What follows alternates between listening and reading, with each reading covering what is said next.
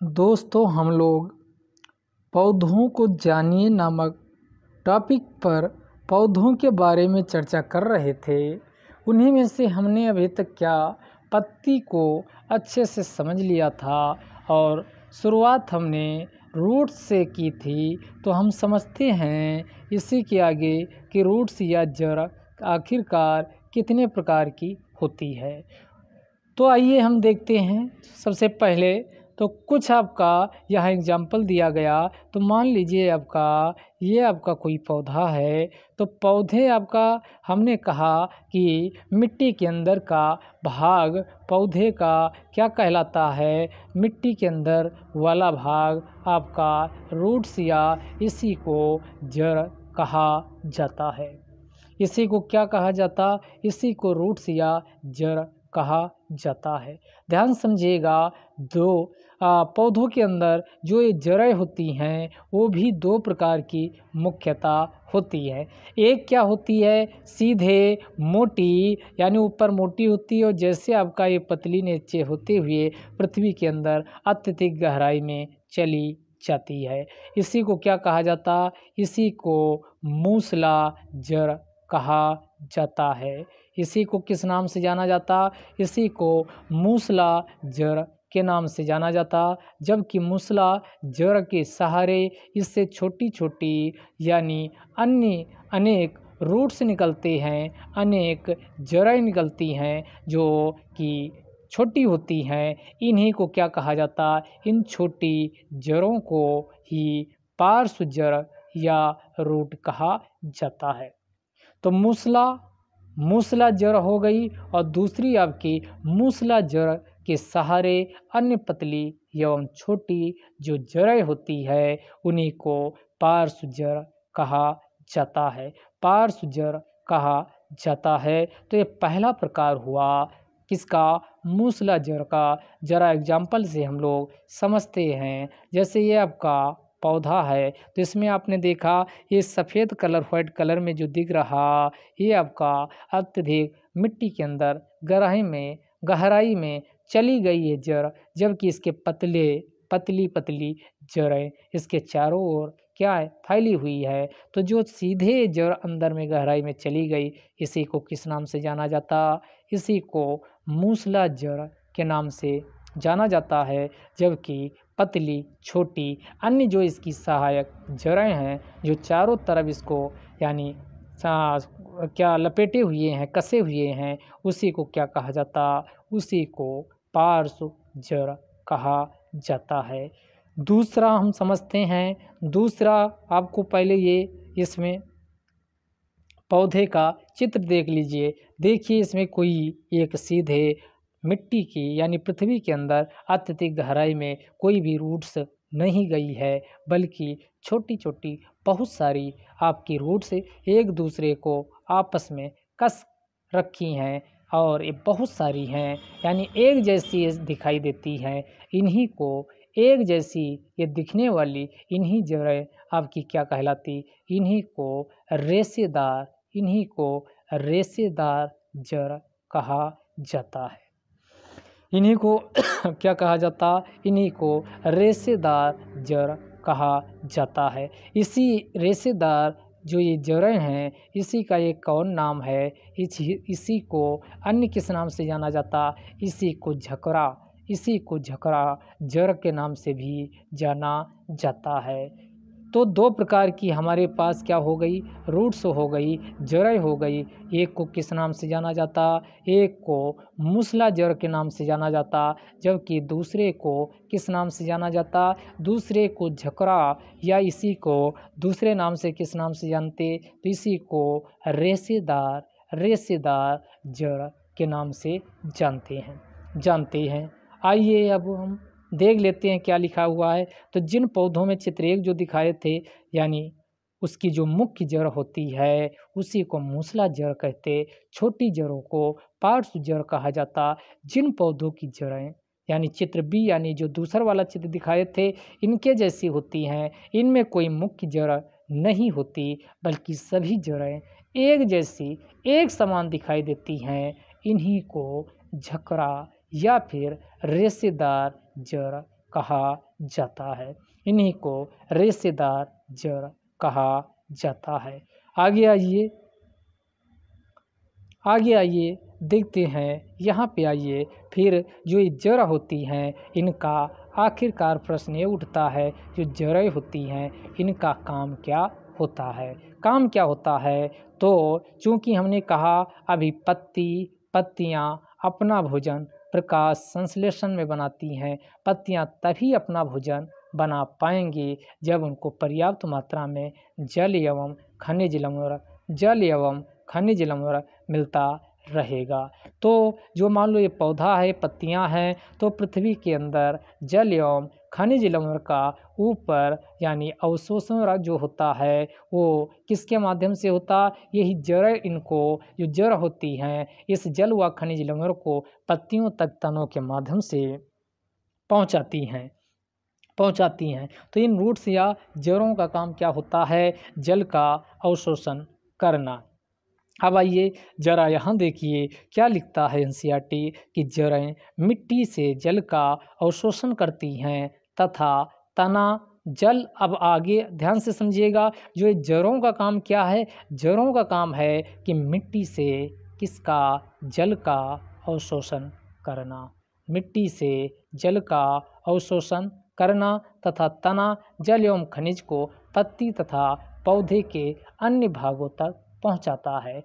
अगला ये तना होगा। ये तना आपका क्या करता? जो आपका जल व एवं खनिज था उसको पत्ती व पौधे के अन्य भागों तक पहुंचाने का काम करता है। अगर तने का काम पूछा जाए तो तने का काम होता है जो यानी रूट्स थी, जड़ें थी, वो आपके जल का अवशोषण करती हैं। और तना काम क्या करता है? यानी मिट्टी ये अंदर गहराई से जल को अपने पास इकट्ठा करती हैं और जब जल इकट्ठा हो जाता है तो यही जल तने के द्वारा पौधे के पत्तियों तथा अन्य भागों तक पहुंचाया जाता है। और पत्तियां का काम क्या होता? पीछे बता चुके हैं। पत्तियां भोजन संश्लेषित करती हैं और यानी भोजन पत्तियों में इकट्ठा होता रहता और यह भोजन तने से होकर पौधे के, और फिर तना क्या करता है? यही भोजन पौधे के विभिन्न भागों में संग्रहित यानी पौधों के विभिन्न भागों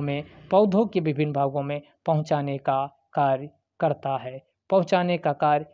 है। इस प्रकार कुछ रूट्स ऐसी भी होती हैं जिनको हम सीधे यूज करते हैं या खाने के रूप में हम यूज करते हैं। तो कुछ रूट्स ऐसी हैं जिनको हम खाने के रूप में, खाद्य पदार्थ के रूप में इस्तेमाल करते हैं। क्वेश्चन आपके एग्जाम में पूछा जाता, ऐसी कौन सी आपका रूट्स हैं जिनको हम खाने के रूप में इस्तेमाल करते हैं। आइए आप सभी लोग परिचित हो। गाजर सीधे क्वेश्चन देके पूछता है, गाजर क्या है? तना है या जड़ है या फिर आपका कुछ और है? तो ध्यान दीजिएगा, गाजर एक प्रकार की क्या है? जड़ है।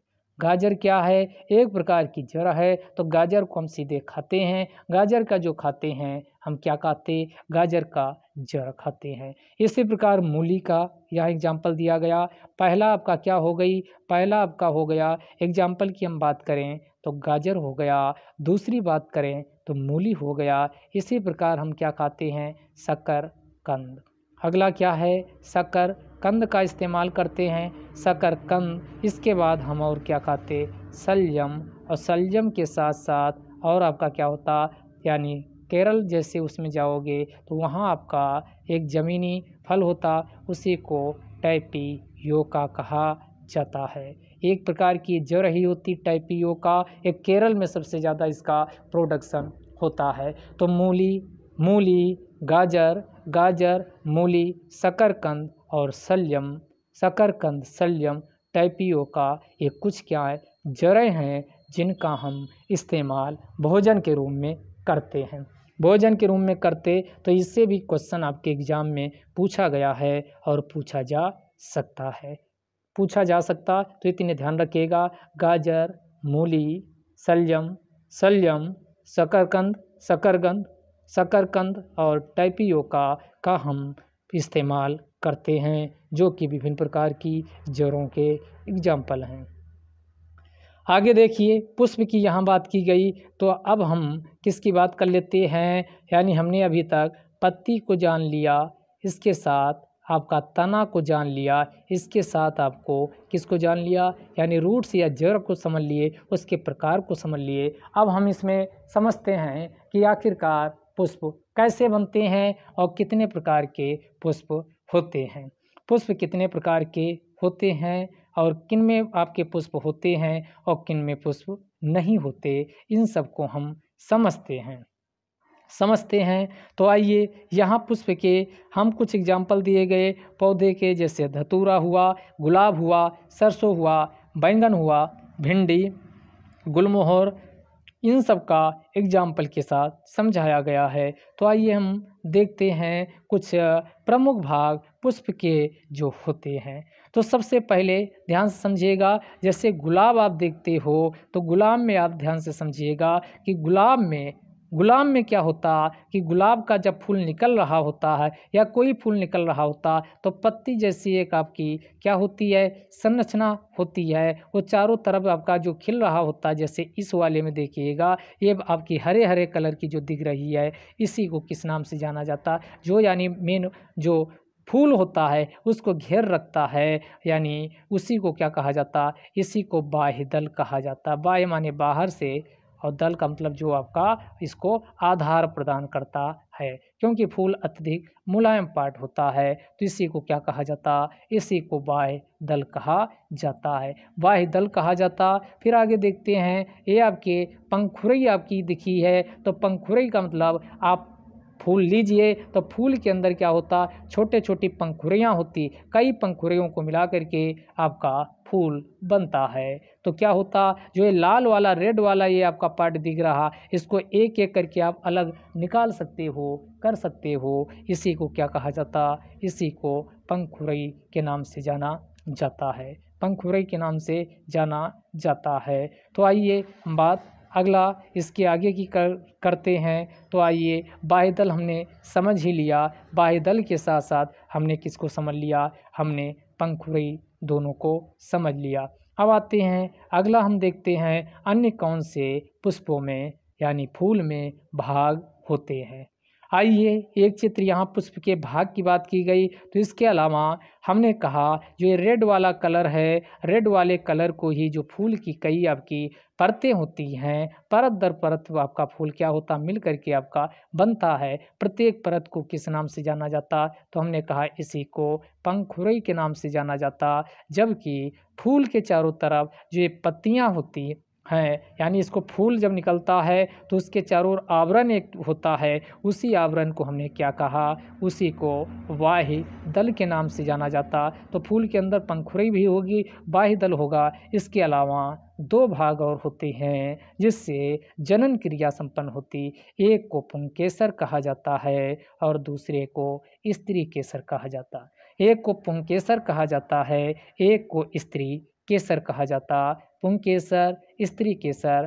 तो अब इसमें देखिएगा, इसमें देखते हैं जो आपका ये हरा हरा कलर है आपका, इतने पे आप नज़र दौड़ाइए तो नीचे ये आपका मोटा उभरा हुआ आपको पत्तियां जिससे आपका नीचे सटी हुई हैं, आपका उभरा हुआ दिख रहा, इसी पार्ट को क्या कहा जाता, स्त्री केसर कहा जाता है, स्त्री केसर कहा जाता। जबकि इसके ऊपर कई आपके डंठल के रूप में ऊपर कई शाखाओं में आपके ये बटा हुआ है, इसी को इस यानी पुंकेसर कहा जाता, पुंकेसर कहा जाता है। आइए आगे हम आगे डिटेल में समझते हैं यानी स्त्री केसर व पुंकेसर को। तो हमने कहा था कि पुंकेसर ऊपर वाला भाग पुंकेसर होता है। तो मान लो आपका कोई फूल था, तो फूल का ये आपका इससे कई कलियों के रूप में ऊपर जाता है, तो उसमें आपका ध्यान से समझिएगा, इसमें फूल के रूप में ऊपर ये आपका एक कोष बन जाता है और नीचे आपका ये हरा हरा ये जो दिख रहा है ये वाला ये आपका ये पुंकेसर है। तो पुंकेसर में ध्यान समझिएगा, जो नीचे है इसी को ये आपका ये हरा हल्का हरे कलर में दिख रहा, इसी को तंतु कहा जाता। जबकि ऊपर वाले जो ये निकले हुए हैं ये 1 2 3 ये 4, तो इन्हीं को क्या कहा जाता, इसी को पराग कोश कहा जाता है। इसी को क्या कहा जाता? इसी को पराग कोश कहा जाता। तो क्वेश्चन पूछा जाएगा, पराग कोश पाया जाता है स्त्री केसर में या पुंकेसर में? तो तंतु व पराग कोश दोनों पुंकेसर में पाए जाते हैं। और जनन यानी यव का जो पुंकेसर होता है, मेल और फीमेल दो प्रकार की जनन होते, तो ये मेल पार्ट होता है किसका? पौधे का, फूल का। तो पुंकेसर ध्यान दीजिएगा, ये मेल पार्ट होता है यानी नर आपका भाग होता है। और इनमें जो पुंकेसर होता है ये पराग कोश व तंतु से मिलकर बना होता है। पराग कोश व तंतु से मिलकर बना होता है। आगे आइए देखते हैं। अब आपका यहाँ स्त्री केसर की बात की गई है। आइए देखते हैं पुष्प के केंद्र में जो भाग स्थित होता है, केंद्र में मान लो ये आपका गुलाब का फूल है या कोई आपका ये पत्ती, ये आपका उसकी कोई ये फूल है, ध्यान से समझिएगा।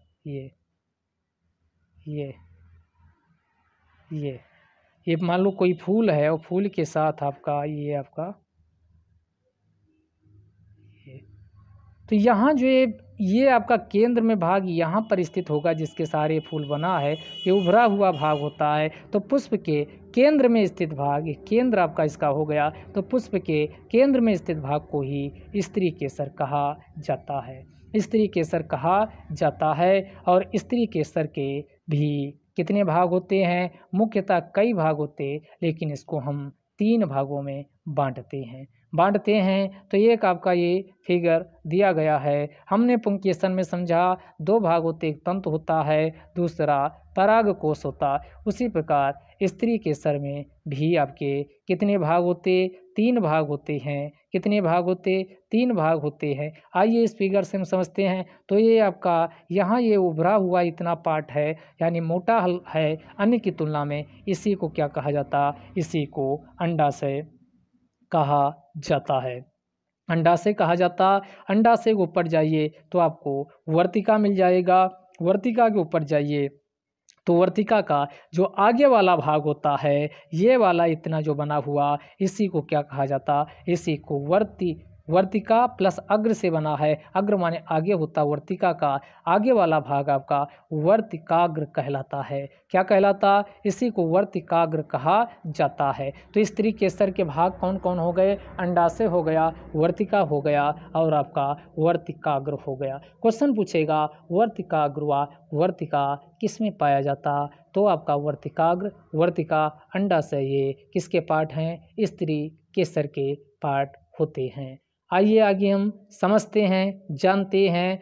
फिर हम इसको जो ये मोटा वाला पार्ट था इसको 2 तरीके से काटा गया। एक आपका लंबवत लॉन्गिट्यूडिनल इसको काट दिया गया, एक आपका ये क्षैतिज रूप से काट दिया गया। तो काटने के बाद जो अंडाशय था इसी को हमने कहा अंडाशय कहा जाता। तो अंडाशय को काटा गया तो यहाँ बिल्कुल छोटे छोटे यानी क्या निकले? छोटे छोटे यानी भाग आपको दिखाई दिए। उन्हीं छोटे छोटे इस वाले फिगर पे अब आप नज़र दौड़ाइएगा, ये वाला जो बना। तो काटने के बाद देखिए बीच में छोटे छोटे बीज जैसे आपका पार्ट नज़र आ रहे हैं। दोनों में इन्हीं छोटे छोटे बीज यानी बीज जो होते हैं ये इन्हीं को क्या कहा जाता? इसी को बीजांड कहा जाता है। इसी को बीज प्लस अंड से बने हैं तो इसी को ये बीज के अंड होते हैं, इन्हीं को बीजांड कहा जाता है, जो कि अंडाशय में पाए जाते हैं।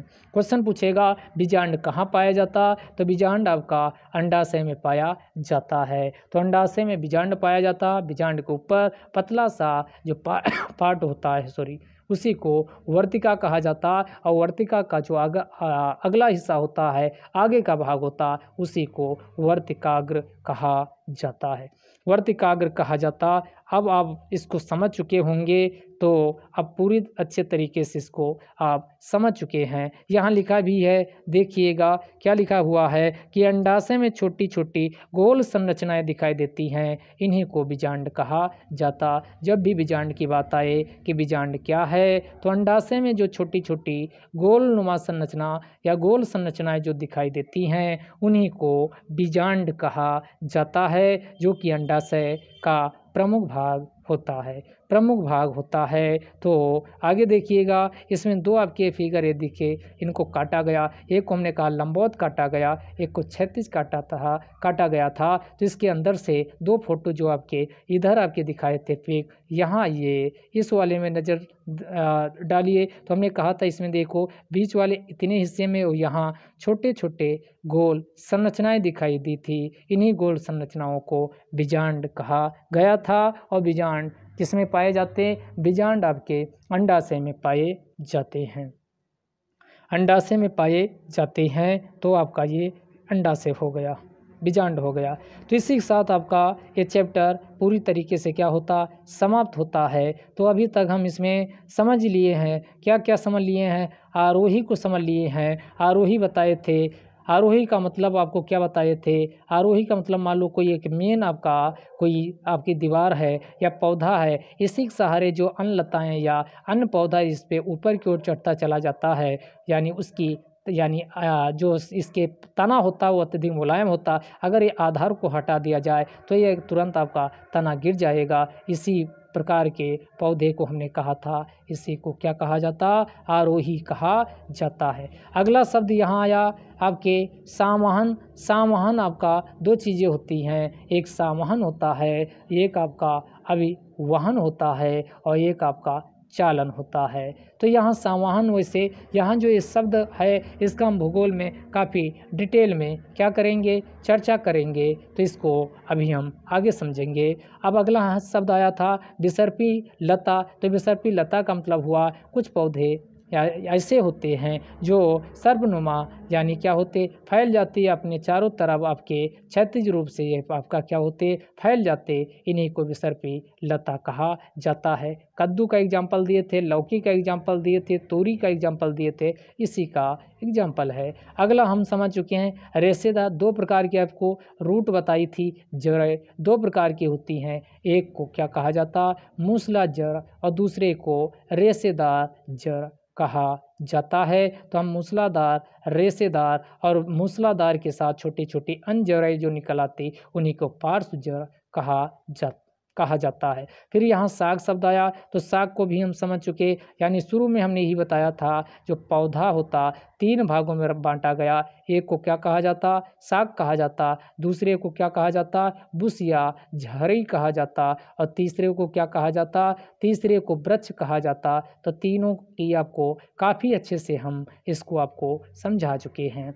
आगे आइए, हमने फिर आपको बताए थे पत्ती की संरचना के संबंध में। तो मान लो ये पत्ती है, तो पत्ती के संबंध में हमने कहा था पत्ती में मुख्यतः कितने भाग होते हैं? तो हमने कहा था एक फलक होता है, तो और दूसरा एक आपका ये आपका जहाँ से पत्ती का ये शुरुआत होती है, यानी जो तने में जा कर के ये लगती है, इसी को पर्णवृंत कहा जाता। इसको हमने क्या एग्जाम्पल दिया था, इसी को पर्णवृंत के नाम से हमने कहा था। फिर पत्तियों में कहा था कि पत्तियों में रेखाओं जैसी छोटी छोटी या पतली जैसी संरचनाएं होती हैं। इन्हीं संरचनाओं को क्या कहा जाता, इन्हीं संरचनाओं को सिरा कहा जाता है, सिरा कहा जाता। फिर हमने कहा था, क्या कहा था कि सिराओं द्वारा ये क्या किया जाता, एक विशेष प्रकार की डिजाइन बनाई जाती, इसी डिजाइन को सिरा विन्यास कहा जाता। ये भी आपको हमने बता चुके हैं। फिर हमने क्या कहा कि एक इसमें मध्य में,